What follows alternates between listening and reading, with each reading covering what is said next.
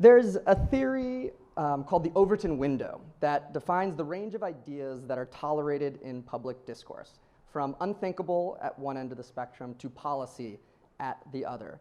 And as Overton himself noted, he said the most common misconception is that lawmakers themselves are in the business of shifting the Overton window. That is false. Lawmakers are actually in the business of detecting where that window is and then moving in accordance with it. So when it comes to giving a high school or guaranteeing a high school, an internship for every high school student, I think we might need to shift that window of what's possible. Internships, as many of you know, are critical to gaining cultural and social capital needed to succeed in the mainstream economy. But most young people are shut out. If we shifted the window, could we move from universal internships as unthinkable to universal internships as policy? This morning's panel has in fact already shifted the Overton window ever so slightly. Nelson Luna, who is our moderator today, has co-founded a youth advocacy org while in high school called Teens Take Charge, and is in fact the first undergraduate moderator that this conference has ever had. So with that, Nelson, take it away. Good morning. Happy to have a smaller space, more intimate, and connect with you guys more. My name is Nelson Luna. I am a sophomore in CC, Columbia College, and I am the co-founder of Teens Take Charge. I'm from the Bronx. I'm first generation Puerto Rican, Dominican descendant.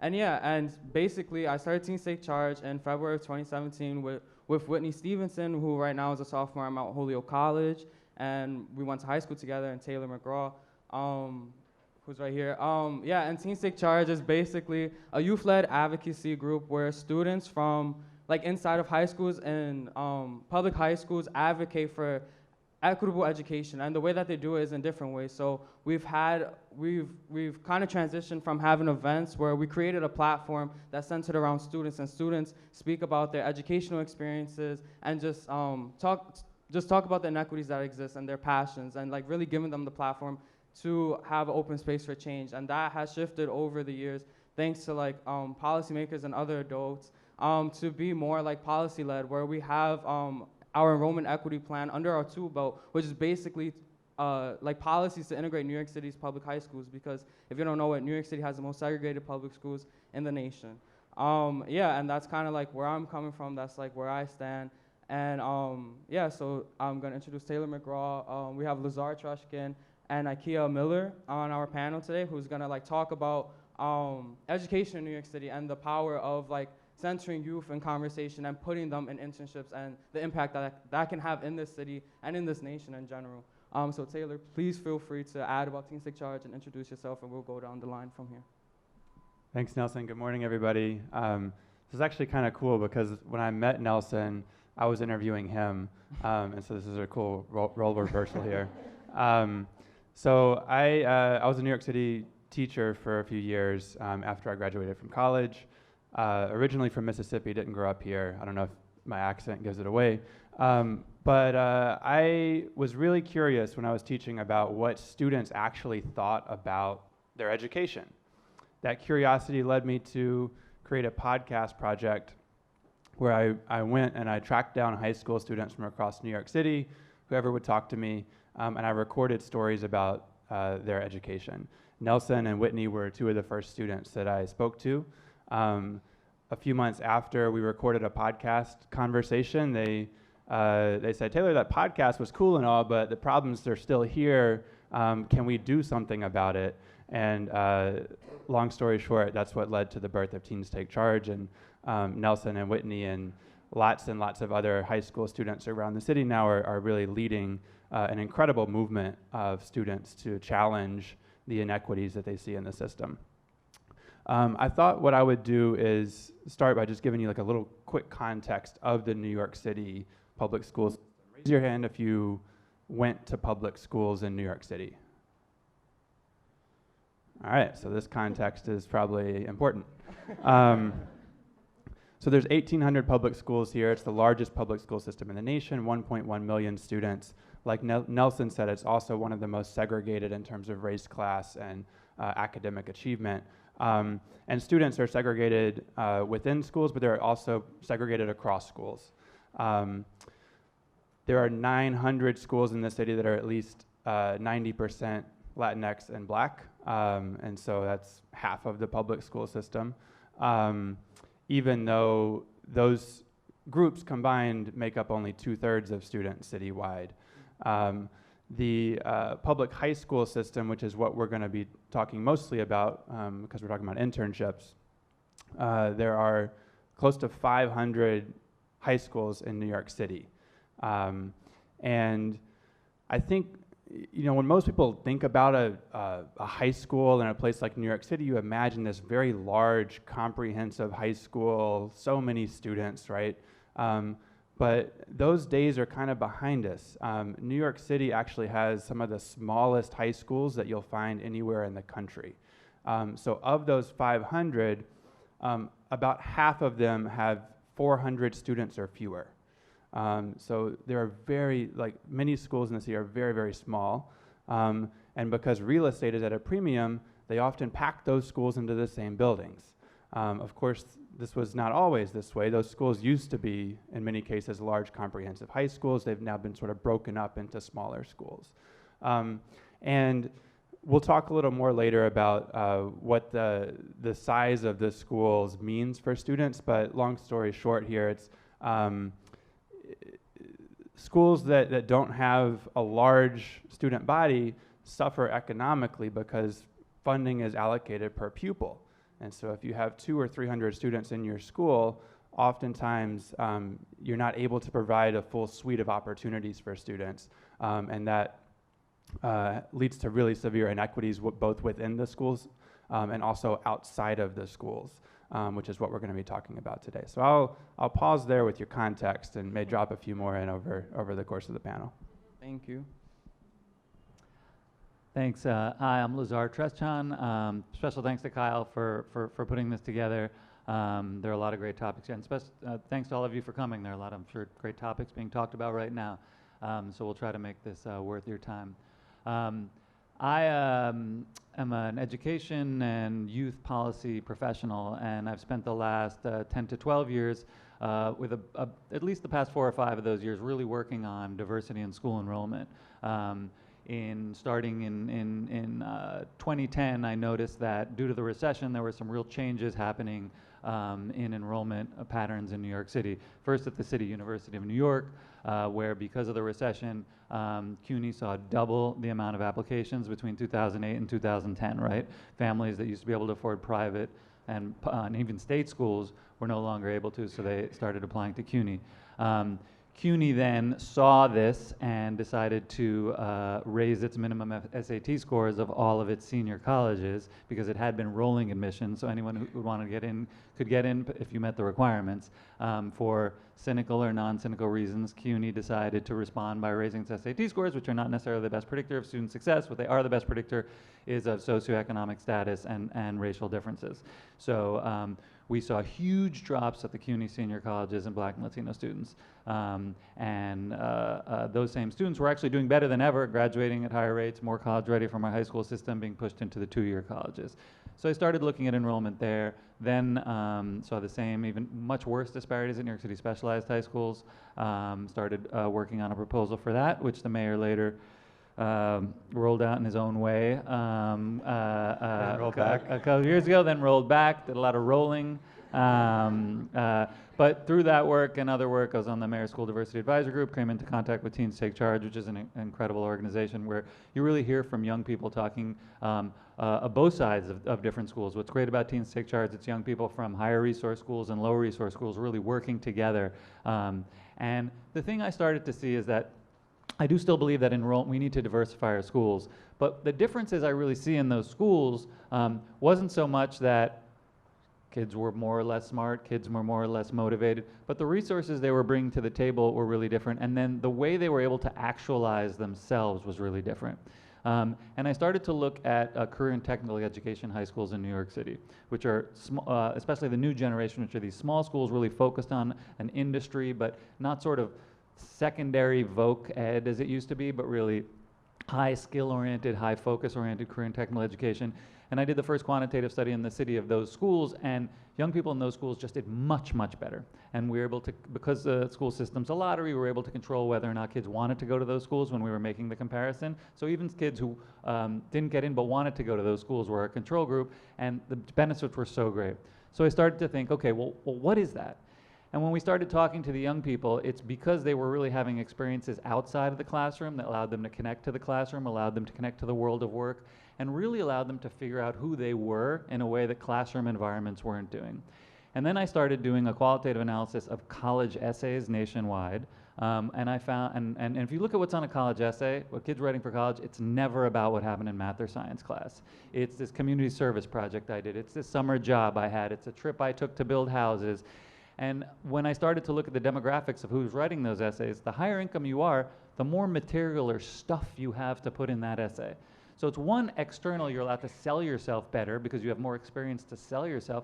But what was even more powerful to me is those students knew themselves more because they had experience to put their passions, interests, to try out different things, figure out what they like, what they don't like, and have that knowledge of self, that self-actualization that non-classroom experiences allow you to do, that Teens Take Charge allows it to do for its own students who are a part of it. So I became a believer that we need to transform high school. And so I put out a proposal in 2016, and I apologize for talking so much, I will pass off in a second, to change high school in New York City. And that's where we really tried to shift the Overton window. High school should not be a 10-month program, it should be a 12-month program with an optional 2-month paid internship for every high school student. Because we know that higher income kids get this because their parents can pay for enrichment, can pay for those experiences. We believe it. But the best way every young person deserves those experiences every summer. What happens in the summer is if you don't have a job is summer melt, your cognitive skills decline. But if you have a summer job, your academic skills actually go up in the summer. Your attendance and your Regent scores are better when you come back from when you have a job versus when you don't. The research has shown that. So we really want to shift that. We think every summer should be utilized by schools to create formative experiences. Freshman and sophomore year should be community service projects. Junior and senior year should be different types of jobs. Paid, so it's not an opportunity cost for some kids who then have to work in retail even if they'd wanted to try something else. You know, the city is slowly moving in that direction. We have a city summer youth employment program, which is now up to 75,000 students. This summer, 6,000 of those were school-based jobs where the school created with a community-based organization a job around that young person. That's going to move to 20,000. But we need that for every high school student in New York City because that's the equity gap that school segregation causes.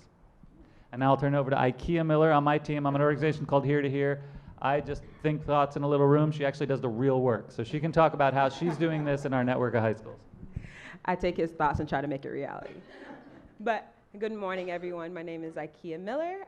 I'm sure that, I don't know if my accent pops out either. I'm from South Carolina, actually. I actually moved up here because I did a program called City Year, which some of you may be familiar with.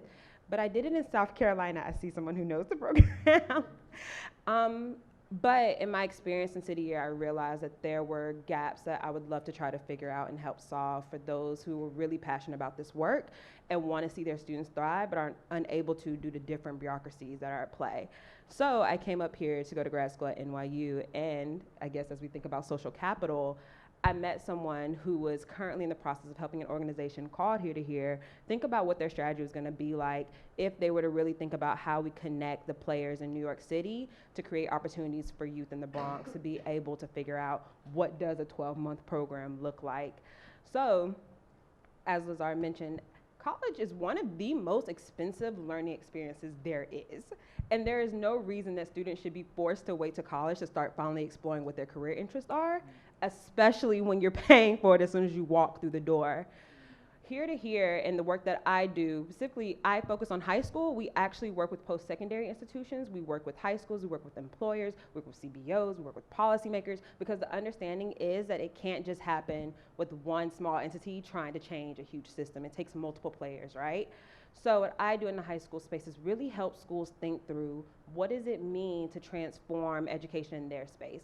A lot of our schools are already getting the college readiness down packed. Now we're moving into the world of really thinking about what does career ready look like, especially for youth in the Bronx and that's where we live, but this is a New York City thing, right? All students should have access to this. But what does it mean to get them those opportunities that students that are growing up in the Upper West Side, Upper East Side are getting those experiences? How do we really leverage the players that are already in the neighborhood to really help think through that? So I work with schools and thinking through their internship programs. What does work-based learning look like? Who should we be engaging? What is a scope of sequence look like for a ninth grader who has no idea really what a full-time, long-term career looks like, but is just interested in maybe getting paid, or maybe actually he just wants to work with animals, right? How do we connect what he's interested in ninth grade to a long-term vision that he can think through by the time he's a junior or senior and preparing to go to college? And I think that's my simple mix, if you want to take it over. Yeah, and like that's incredible. And I think like what's really cool from this, from here to here in Teens Take Charge, is that it's centered around youth. And once you do that, you see like the impacts. And like in Teens Take Charge, we're shifting resources in the city to be more equitable. In here to here, they're shifting resources in the city to cater and gear towards students in the Bronx. And you're gonna see long-term impacts. You're gonna see students' lives changing. And I think that that is the power of this. And that's the main point that we want you guys to take from this panel. So thank you guys, that was really incredible. And you guys kind of hinted on this, but you guys spoke about like contextualizing New York City education, and I know you guys got a lot from that, and I hope you caught up with the complexity of it, because it's very complex.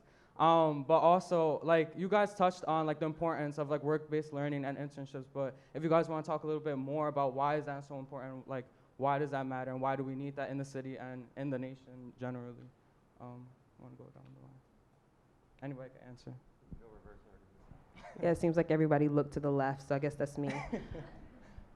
I think that work-based learning and internships are very imperative, especially as we're thinking about a system our economy is slowly moving toward a technology-driven one, and now there aren't as many jobs that you can get with just a high school diploma. There is requirement to get at least a certification if you're not going to a 2 or 4 year college. I think it's important that as we're thinking about how to prepare students, it's not only picking the right college, it's picking the right career, or at least the right one that you can feel yourself, you're passionate about it, you're making money, you're creating a trajectory for yourself that puts you at the center and is able to use what's happening in your school to kind of inform that. I feel like I almost went on a ramble because I was ready to go in about all the other things that we should be thinking about, so I want to make sure I center back in. Was that the gist of the question? Yeah, basically. And if you have anything else to add after they speak, feel free to. But yeah, I mean, to Ikeia's point earlier too, like it's not just about the one thing it's not about work-based learning is saying that there's certain, still think of that Spinal Tap quote, certain people who are university material. It's not that, right? It's saying that the stakes of college are so high now, the costs are so high that you can't. What we do know is the lower income you are, the more likely you are to major in the most proximate 2-year public college near you and major in liberal arts. And the completion rates for majoring in a liberal arts community college that is in with walking distance to your house, they're dismal.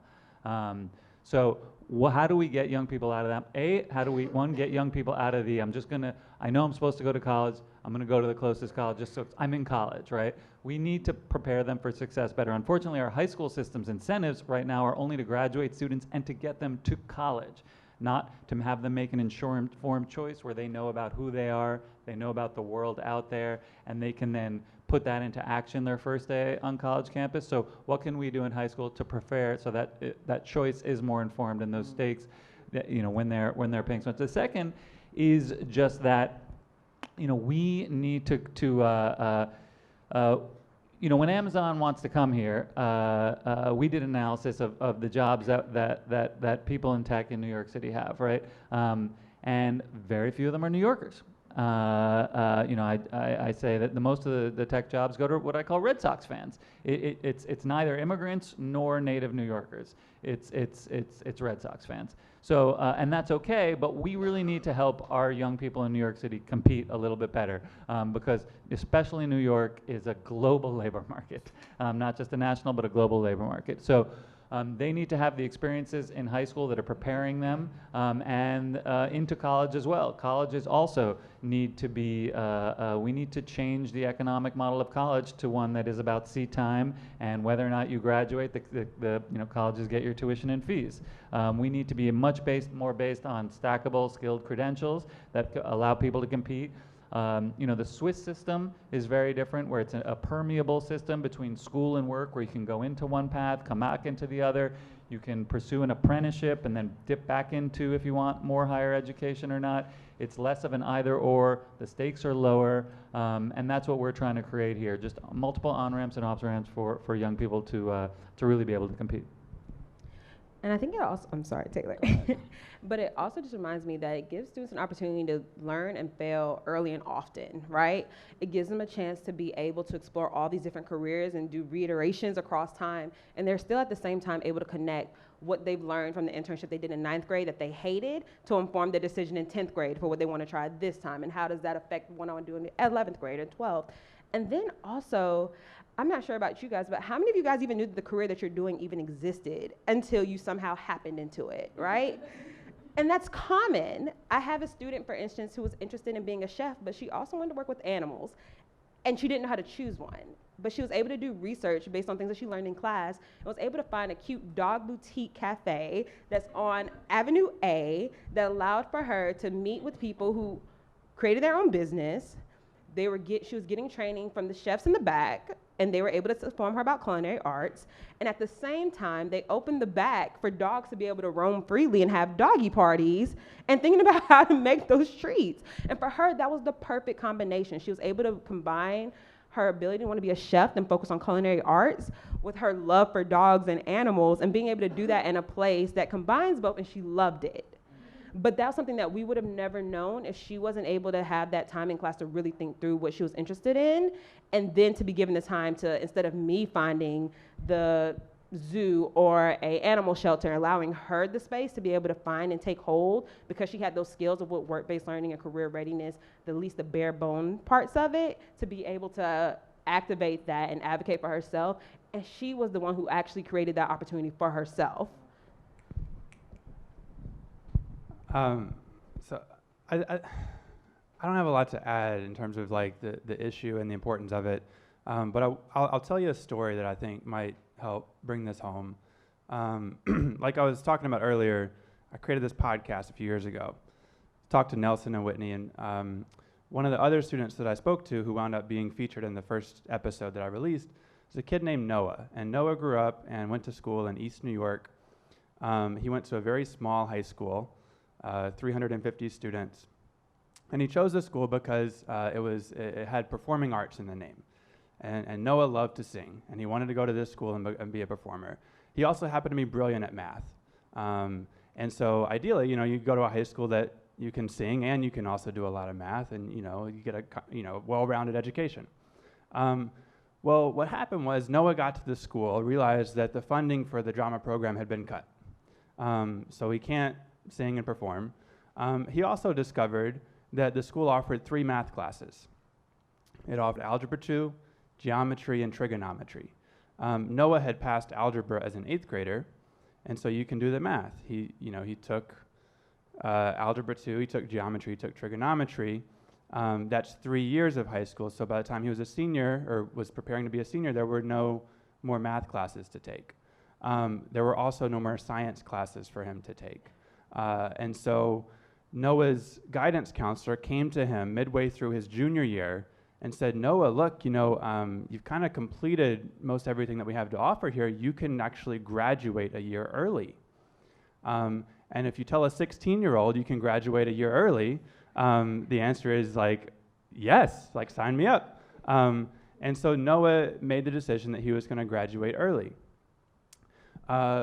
Well, I was sitting down, I was talking to Noah about all this, and he said, I haven't quite figured out what I want to do yet. I don't know if I'm going to apply to college just yet. I think I might go to a trade school.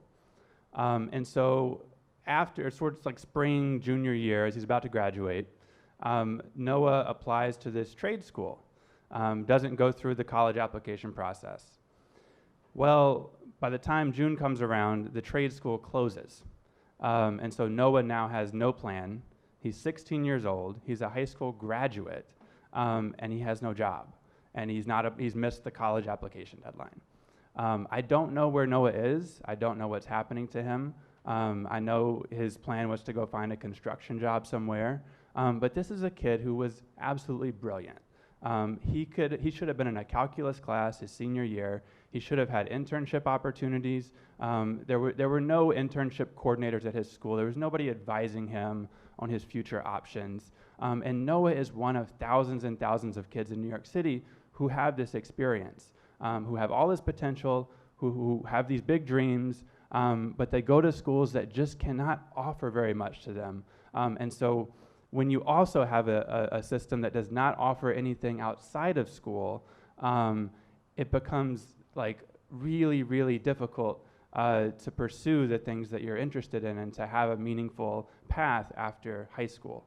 And so I think whenever we get in these conversations, I always think about Noah and I think about kids like him because while the opportunities are in front of us and we should be capitalizing on them, we're actually really, really far from where we need to be, and there's thousands of students every single year who are not getting what they deserve. Yeah, and that was incredible. Thank you.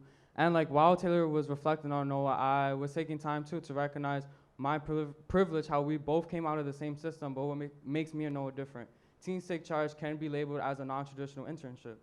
I had the opportunities of connecting with adults who, like Lazar just brought up, like if you're not in an internship, you're not gonna have as much like self-awareness or just like self-understanding. I was able to connect with people in the Department of Education, connect with adults, leaders of other organizations who were able to speak to me and tell me about like life and how life is more than school and life is more than just like taking tests and stuff. And like they were able to open my mind and give me a broader perspective and give me more opportunities. And it's just like that's what we're fighting for every single student here, and like that's what we're advocating for, because it really makes a difference when you are able to have a bigger perspective, when you're able to see outside of yourself, see outside of your community, see outside of your school.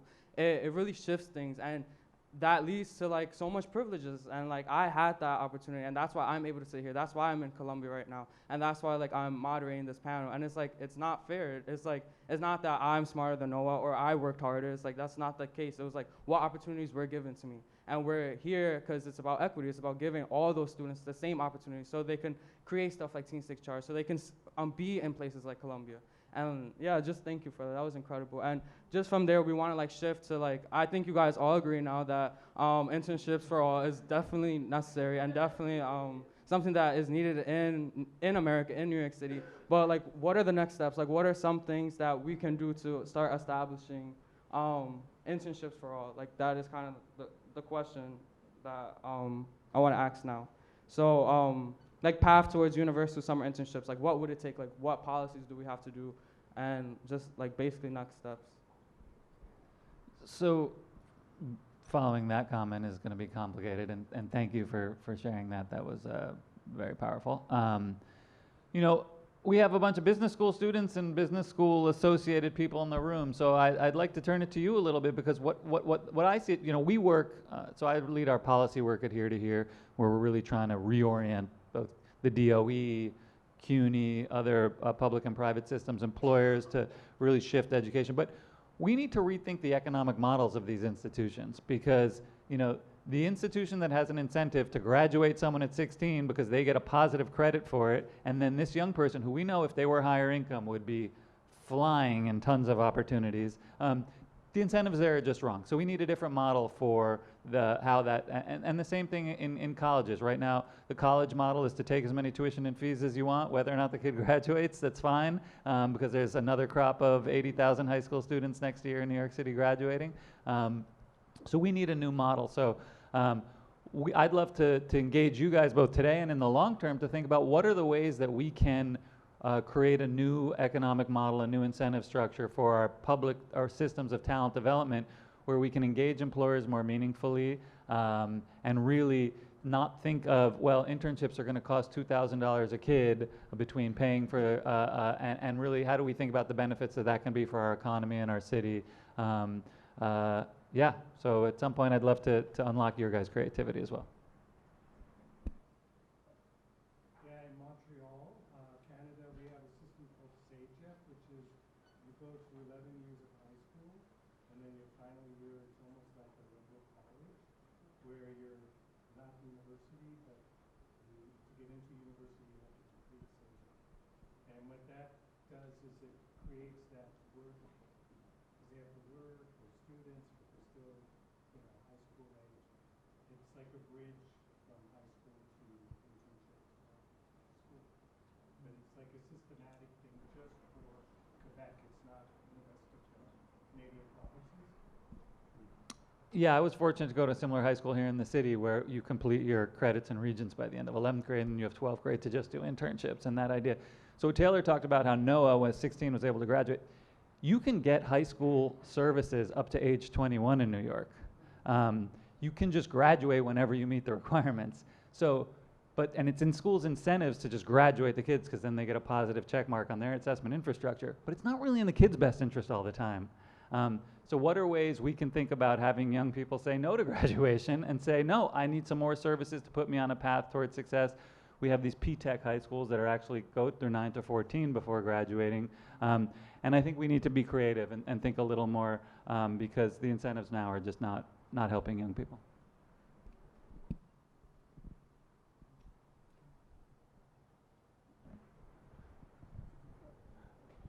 Oh, are we taking? I'll speak and then I'm sure we can take some questions.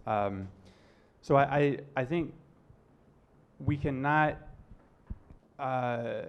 ignore the reality of segregation in our schools. I think there are things that we can do proactively now, regardless of school type, to make sure that every single kid is getting the out-of-school experiences that will help them thrive. But we also have to continue fighting to integrate our schools. And it's crazy that we're still saying this, many, many decades after it should have been done. But just to go a little bit deeper on this point, the smallest high schools in New York City, the 400 and under group that I was talking about earlier, I think collectively those are about 89% Latino and Black. Black students are 3.5 times likelier to go to a school of that size than their white counterparts. And so you have really incredible high schools in New York City. You have some of the best high schools in the world in New York City. Those schools are predominantly Asian and white, and they tend to be upper income or middle income. Those are the schools that provide the types of experiences that we're talking about. So it's not like we don't know how to do it. We're doing it for certain kids in the city already. In addition to Teens Take Charge, we still have this podcast program called Miseducation, and it is an internship. So we're not just fighting for internships for all. We're also an internship provider.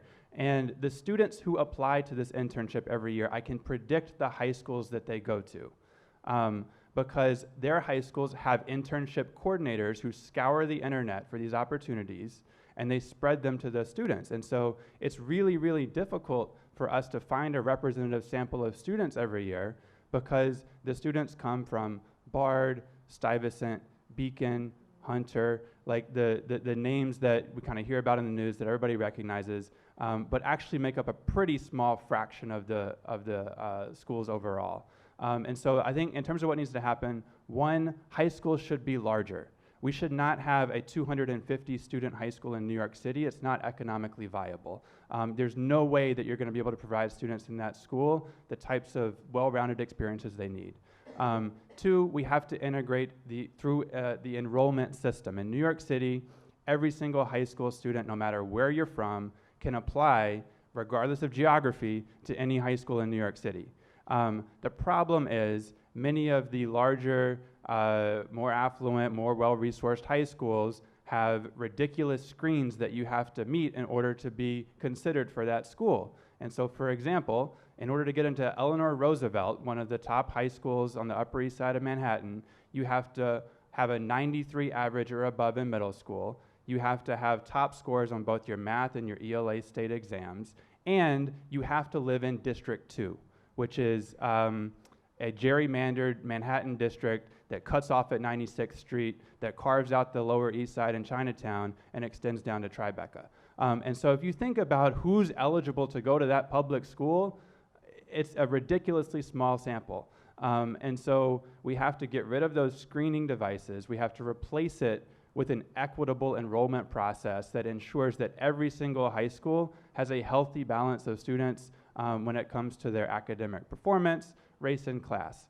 And it's not inconceivable we can do it, We just need Mayor de Blasio and the folks at the DOE to have a little bit of political courage and stop creating a dual system of high schools, and really it's every single level. It's baked in, the gifted and talented exam. Lazar can talk more about this. He can talk, he could fill the rest of the panel talking about all the different ways that New York City is segregating students from the time they're 4 years old. And so, yes, we have to talk about things like universal internships, but we also have to talk about getting students together and educating them in the same schools. We'll have time for questions in the end. I got you. And I also want to say, Taylor mentioned it when he talked about the internship coordinators. We also need to do more investing into those schools and being able to support a work-based learning coordinator within those spaces. A part of my job is working with work-based learning coordinators or internship coordinators, but to be honest, a lot of the schools don't even have that as a designated position. So most times I'm working with a teacher who saw that there was a need for students to be able to have more opportunities, and they were invested and willing to work on top of their caseload to make this happen. So I have teachers who are the English teachers. They're taking on heavier class loads. They're also going back to school for their doctorate. They're also the coach at another high school, but they were the ones who showed the passion around getting their students into opportunities. So therefore, when I come to their school, they're the ones that I'm talking to the most because they have an understanding of some of the programs that are out there. And although they may run rugged trying to figure it out, they're willing to put that work in. That's not fair though, right? There should be a designated person within every school that focuses on internships, and it shouldn't be the teacher who's already overrun. It should be somebody who comes in every day with the understanding that they are there to help students find enrichment opportunities, programs, internships, shadow days, because although we love students to do internships, there are barriers that stop them from doing that. There should be other opportunities, somebody who's finding them to be able to get students exposure to career interests and explorations. My other thing is, it's also not just on the schools to figure this out. There's also needs to be a re-engagement by businesses and organizations and anybody who is doing hiring to really think about how do you engage high school youth so that way by the time they reach your door, they know what they're supposed to be taking in college, they are willing to put in the work, they know what it requires, they have experience, and they're willing to let you invest in them. When I engage with someone who is thinking about offering an internship or wanting to create a program, it's not enough for them to just say they want my student. They need to want to invest into my student. They need to want to be a mentor. They need to be able to want to cultivate the student that is walking through their doors, because they are not just there to make the files. If they need to do it, they will, but they're there to learn. And a student needs to be able to be engaged, and they need to be able to understand what they're supposed to learn. And that requires us as adults to really think intentionally when we're taking students into our spaces about them. And that's my spiel. Yep. Thank you. Just one more point before we take questions too. They kind of highlighted like a lot of the roadblocks that are there, but like when we're talking about this, there's obviously a need for a lot of resources to be put into a program. There's a lot of deliberation that needs to be put into this that you mentioned, because just thinking about my experiences when I was in high school, like if universal internships was implemented during my high school process, there would have been times in the summer where I couldn't have participated in an internship just because my mom was working 2 jobs, she's a single mother, and I have to take care of 2 younger siblings. And it's like, when we're opening these conversations and we're fighting for like something that is going to like shake history and just like really change the system, we have to talk about equity, and we have to talk about being deliberate, and it has to be equitable and like for the students inside of it. And I just think they mentioned like incredible things, but it's like thinking about those things and thinking about like how you can use like technology for like equity, and like if you have an internship, think about a way to have it online so that a student who probably could not be there in person can participate in the internship but from home while watching their siblings. And like that's kind of like what we want to talk about, because it just doesn't stop with like a checking off a box and like, oh, I gave the student an opportunity. It has to be deliberate and it has to be equitable, because if it's not, it's going to do more harm to these students than good. And I have living experiences of that, and I could have been harmed in that process if it was not done right. And like that is what we don't want happening to our students, and that's why we're fighting for a lot of resources and a lot of deliberateness and just equity. I don't know if you guys want to add anything to that, but we will open the panel to questions.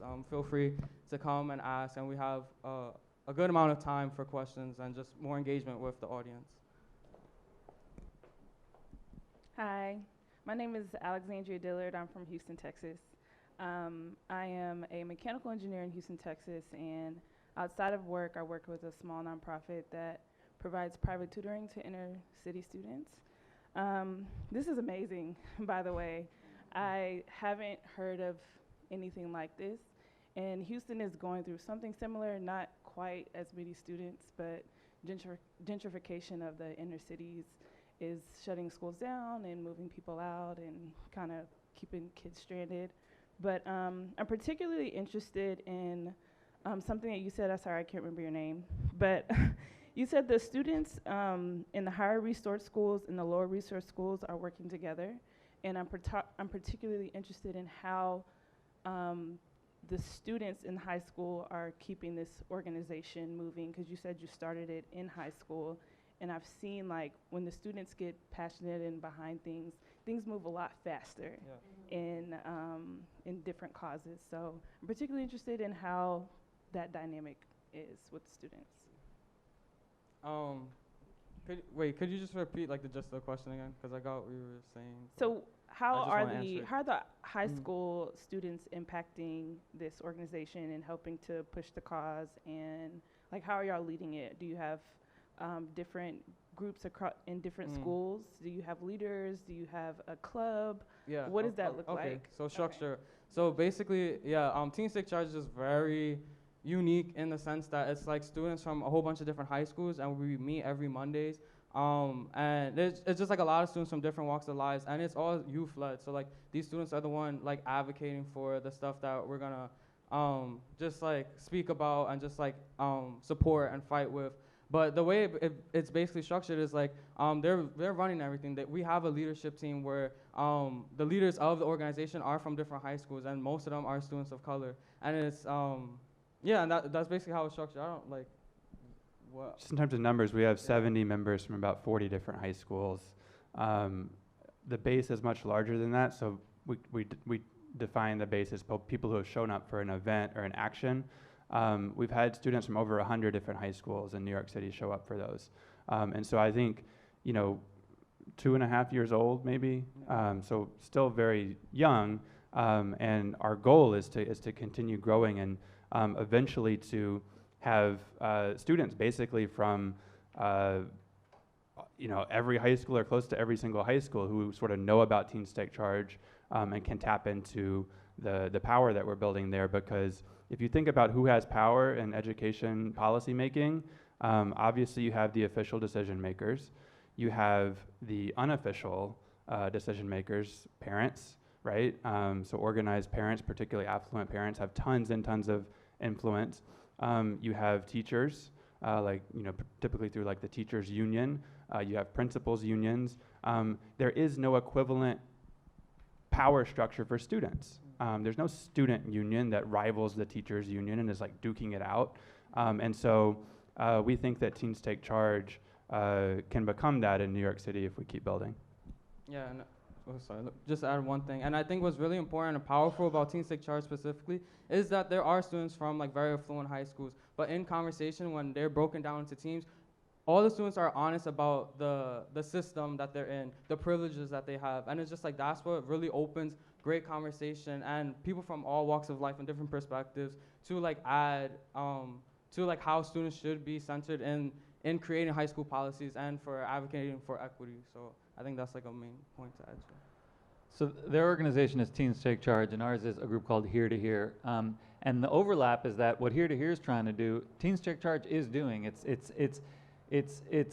don't think you think of yourselves as a work-based learning organization, but you're taking young people's passions that are only so able to be expressed inside a classroom, bringing them together across different schools where they are segregated into contact with other people. You're expanding their social networks. That's one of the powers of an internship. You're developing skills they don't get in a classroom. You're developing their passions and interests. You're allowing them to see adults with different careers who aren't just teachers, guidance counselors, police officers, those are the people in schools, and giving them that exposure. So we think that everybody deserves to have that opportunity, that it should be paid, but it should be out of an intentional educational strategy by our school systems to really make sure to unlock the Nelson in every student, in the Noahs and things like that, and that's what we're hopeful can happen. Thank you for the question.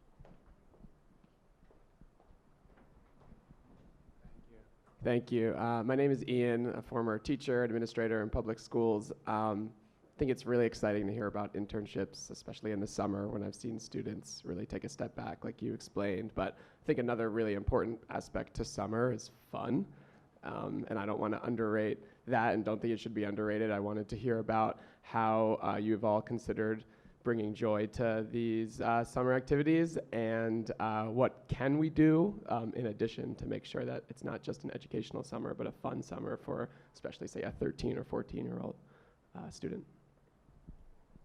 I think honestly, one main part of it is like framing the impact, because it's not, you're not in a classroom. It's not like you're here like gonna have to pass a test. It's like realizing like the power of the internships and the power of like making it sustainable, so that you have mentors who are part of the internships, that it's not only just like, oh, this person's going in from work from 9 to 5, but that it's a learning opportunity, and it's an opportunity to expand your vision and just like really engage with the real world. And I think that's exciting, and I feel like that can be easily framed for any students. I feel like any student would want the opportunity to have their life changed, to have their life like impacted, and to have a mentor who could help shift their perspective and just broaden it, because like it's necessary and it's needed.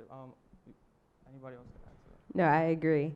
And actually, I think framing is one of our downfalls sometimes when we push internships on students, is that we tell them it's something they should do, but we don't connect it back to like the way that they view opportunities and like how it projects for the long term and how it can connect to their interests. We just are like, no, do it. It looks good on resumes. Go ahead. It's going to be great for college applications. So framing is something that we do need to do better on as adults. I think also, Lazar mentioned earlier that there's a summer youth employment program in New York City. I'm not sure if you touched on the fact that this is going to be the third. So about 2 years ago, New York City started transitioning to trying out what it would look like to do school-based SYP, which is this year going to be called Career Ready, if anybody decides to do research. But this time it was a little different, because instead of it being a lottery program, the DOE and DYCD allotted X amount of positions to schools. This can be an interesting play, because it allows for schools to really think intentionally about what their students are interested in, and then partnering with a provider to try to connect what students' interests are, which hopefully connects to the fun piece, and turning it into an opportunity throughout the summer that they can do that's still paid and still under the city's structure. I think if we can figure out how to better equip providers to be able to find those opportunities, and how to give strategies to schools to be able to actually get the list of what students are interested in, because in all fairness, it's like 400 students to like one person sometimes. So we have to give fairness there. But I think that with the school-based SYP, we're doing a little bit better about thinking about how we can make it more fun and intentional for students. And I think intentionality is the main part that correlates to fun when we're talking about youth. Yeah, and the only thing I'd add is, so the idea that we have is that it's scaffolded. So 9th and 10th grade is much more about community service projects, and those are more like city year type fun experiences. They're programs, you're painting murals. It's more about the soft skills of working in teams, showing up at a place on time, communicating with adults. But then, you know, as you get into junior, senior year, like real jobs. But for me, the fun part is not as much as like, okay, maybe it's not as fun as just like going to the beach every day in summer, but you are getting paid, and then you're able to have more fun on the weekends because you have money in your pocket. And two, the school year becomes more fun if you know why you're in high school. You're in high school because you had an experience over the summer that's like, I want to do this, and now I'm going to go back to school, I'm going to be engaged. I mean, I just remember, you know, when we did the first sort of pilots of this at Fannie Lou Hamer a couple years ago, there was a student who was building boats in the summer at Rockin' the Boat. And then he came back to school, and like he used to hate science, and then he was like the best science student. He loved science. It was so fun for him. Then he like went to major in marine biology at BU because he had had this experience building boats on the east, you know, on the Bronx River. You know, so there's, you know, it can make school more fun as well if young people have a real way into their learning experience. And I want to add one thing. Push yourself to have conversations with youth in your life. Ask them, like, why would this be fun? Like, and present it to them. Have them tell you rather than us sitting on this stage. Talk to high school students and talk to the youth and ask them. Like, just, I feel like they would have the most insight about their lives and about why it would be fun, why it would not, and just being critical in that conversation. So. And wait, just to add on to that part, when we're having those conversations, teaching them how to advocate for themselves, because there could be a position that they're creating that didn't exist when you were doing your searches for summer opportunities. So they don't necessarily have to be opportunities that are already hosted on the LinkedIn pages or common internship programs, there could be opportunities that maybe I wanted to build a boat and there was a local dock somewhere and I was able to reach out. So allowing those students the skills to be able to create their own opportunities as well is really integral when we're having these conversations about their interests and framings and connection. So my question picks up right on that, actually. Allison Overseth, Partnership for After School Education. And I'm really intrigued, and particularly with today, being at a business school and being with a whole set of different folks, on the supply side of internships. I think that there are barriers that we see in terms of just, if you have high schoolers in your life, you get it. But if you don't, it's very hard to know how to even prepare your staff to supervise a high school student. And I'd love, as we think about, SYP is great, and please keep up on all the policy discussions we're having, but I'm really intrigued in thinking about how we can help bring new constituents into the potential for internships for high school students in a way that is both flexible and understanding where a high schooler's life is and the constraints they might have, but also preparing them so that people who do not consider themselves the usual employers of high school students could become so during the summer. So I'd love your points of view on that. So the part of the reason that we wanted to do school-based SYP is that, so the way it works is that the school isn't getting the money to create the internships. For SYP, you have a community-based organization that has a contract that is married to the school. And it's as much a Trojan horse to like bring in other community resources into the school, because you basically marry that school to a community-based organization which has relationships with employers, with other resources and programs in the community. Because what we really do need is like a mind shift of the responsibility for educating our young people. And I am a believer that that happens through contracts, that happens through money, that when you create a contract with a school to a community, then you can bring in these other resources. We need local employers and other organizations taking responsibility for all of our children.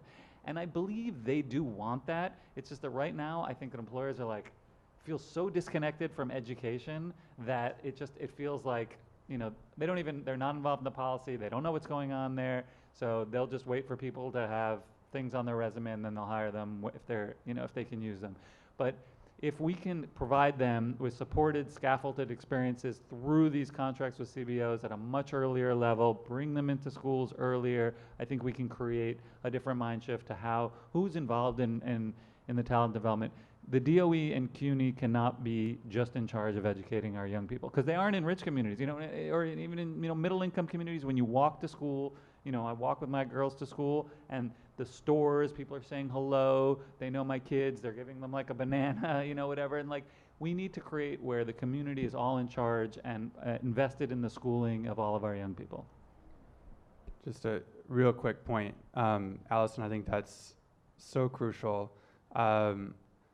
I was doing some research and I discovered that about 1 out of every 8 high schools in New York City has a school newspaper.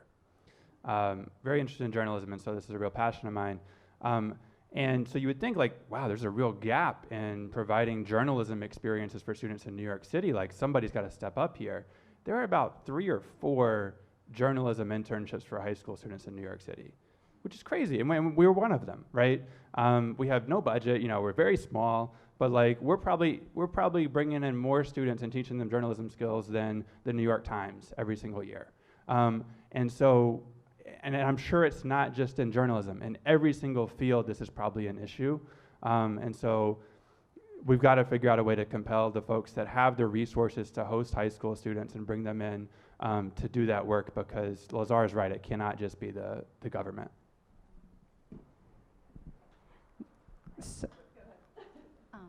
Hi, my name. Oh, sorry. No, I was just going to say that to your point, it is really hard for an adult who doesn't have high schools in their life to think about how to scaffold experiences. And it is, what do I do with them? And that's fair. It's a hard question to ask. Something that we're trying to be more intentional, as when I say we, here and thinking about the high school space, is creating more mentor-facing guides on like, what does it look like to think through a project? What are some things to consider? Something else that could be interesting to kind of play around with, I know that there's a new framework out called Career Ready New York City. What they've designed is, it's kind of like a chart facing for employers, and it maps out what career exploration looks like, career deep dive, like all these different categories, and it kind of tells you what the time commitment is. Because sometimes maybe internships is too big of a jump for some people for their first round. Yeah, so there's other ways that you guys can become more engaged that can lead up to internships. So maybe it's doing the mock interview and coming into a school and like getting to know a few students. Maybe it's the shadow day and a tour site. Maybe it's different things that are leading up to this ultimate experience of hosting somebody in your youth. So I would say, one, once we get those out, we should share those. And then two, I would think about what are measurable things that you think that will prepare your people within your organization. What are their skills and what are things that you think you commit to a school or to a group of students that are low barrier that work their way up? So we have time for about one more question. Hi, my name is Mara. I work for a sports-based youth development organization that serves kids living in NYCHA development, 6 of them in Brooklyn. And one of the things that we're struggling with right now, we've been around for 10 years, and we're getting now, kids are aging out. And they're looking for what to do next. And we're focused on tennis and then doing like social, emotional learning off the court. But I mean, these sound like great. Do you do channel partnerships with youth development organizations? Because I would think that they would be a great resource for you. Here is now currently working in schools. So the question is, will our organization work with your organization? So Here to Here is working with schools right now, and we are bringing in community-based organizations. But so if you're in the Bronx and you want to connect to some Bronx high schools, you should definitely talk to Ikeia.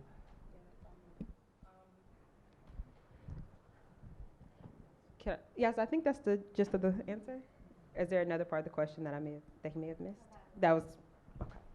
Have you looked at international, that was the last one. We have time. Have you looked at the international school model?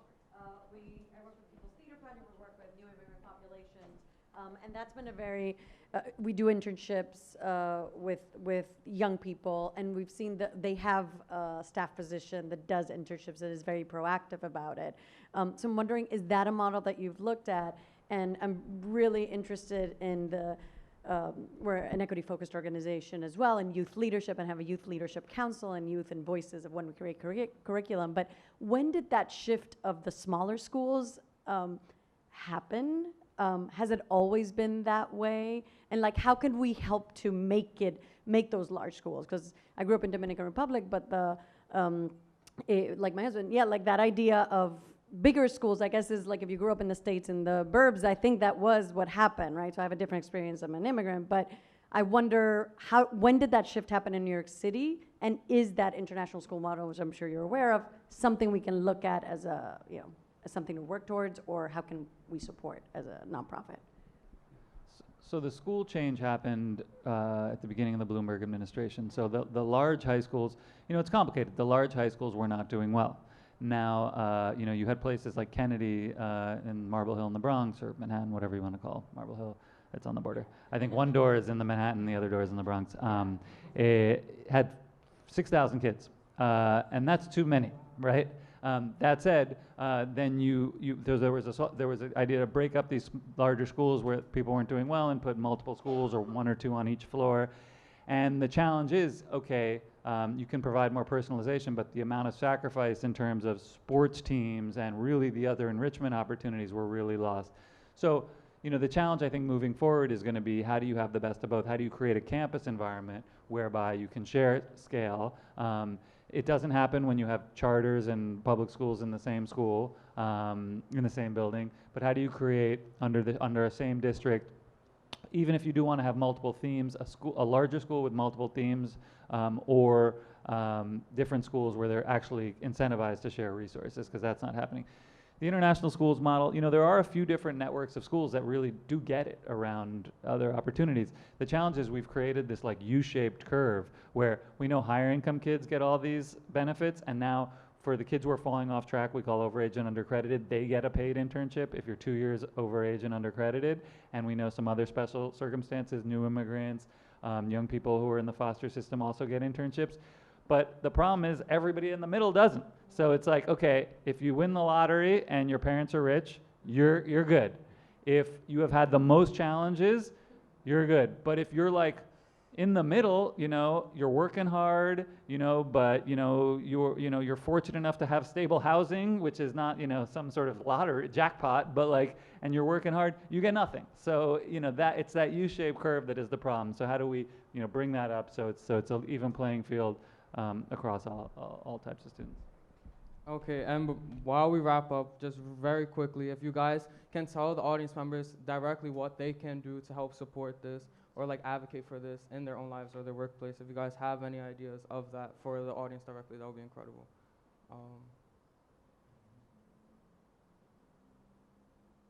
I think I've kind of plugged mine in along the way, but just to reiterate, I think that it's important that we support schools and we give them the resources that they need.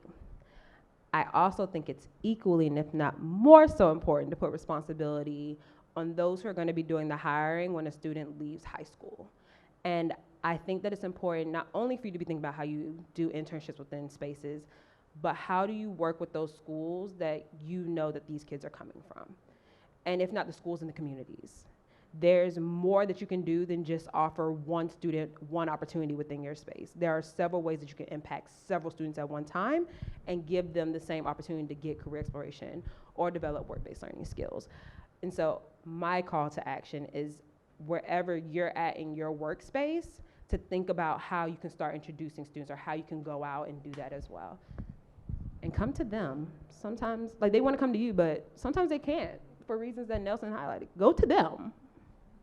Schools will have you, promise. There's going to be a mayoral election in 2 years. Tell every mayoral candidate you speak to that high school should be 12 months. Everybody should get a paid summer internship. And if they need a place to start, let's start with the schools that are segregated Black and Hispanic. At least, and what we saw in Texas was when you did that top 10% rule, you had a lot of white families going to low-income high schools because they could automatically get into University of Texas. So let's say right now, if your school is over 80% Black and Hispanic, everybody gets a paid summer internship, and you grandfather that in for 10 years, no matter the demographic change. I hope you'll start to see other families move then into those schools. They shouldn't have to give up those resources. But if white parents aren't willing to integrate because it's the right thing to do, maybe we can appeal to their self-interest. So let's paid summer internships for everyone, and let's start at the schools that need it most. So I don't have a lot of faith in adults these days. I don't know if that was clear with my de Blasio comment. So I just don't think they're going to do any of this. But the good news is I think Nelson and his peers might force them to. And so like I have placed my bet on them. I would encourage you to place your bet on young people. If you want to learn more about Teens Take Charge, simple, teenstakecharge.com, Teens Take Charge on social media. So we'd be happy to connect, but wherever you have access to young people, bet on them and give them the resources to lead the fight because they're the ones who are going to do it. Yes, and that was an incredible way to end, so thank you. Yeah, this was very powerful, so we're going to stick around. We'll definitely have more interactions with you guys. But yeah, so what Taylor said, young people are going to do it. You see it with all these movements rising up, and young people are taking charge, and they're really shifting systems. So it's either be a part of it or get out. But, but thank you. And thank you, Nelson. Thank you.